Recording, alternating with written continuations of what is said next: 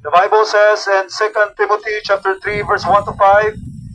The Bible says in 2 Timothy chapter 3 verse 1 to 5.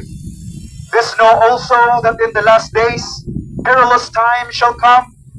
For men shall be lovers of their own selves, covetous, boasters, proud, blasphemers, disobedient to parents, unthankful, unholy, without natural affection, truce breakers, false accusers, incontinent, fierce, despisers of those that are good, traitors, heady, high-minded, lovers of pleasures more than lovers of God, having a form of godliness, but denying the power thereof.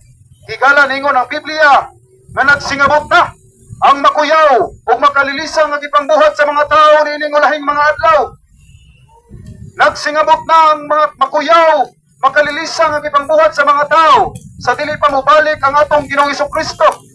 Nagsingabot na ang makuyaw o makalilisang nga gipangbuhat sa mga tao nining ulahing mga adlaw. Number 1, higala ang mga tao nagsalig o nahigugma sa ilang kaugalingon.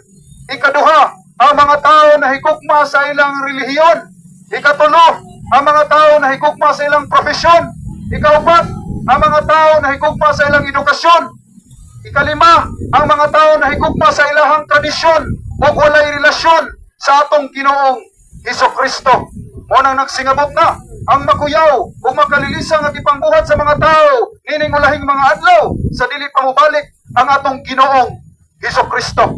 Muna kuyaw kayo rong kalibutan na higala kaya naman nagsingabot na gayod nga makalilisang nga mga tao karon mas gisalig pa nila ang ilang relihiyon kaysa sa Ginoo. Nga naman adto sila nisalig silang simbahan, adto sila nisalig silang relihiyon nga dili makaluwas.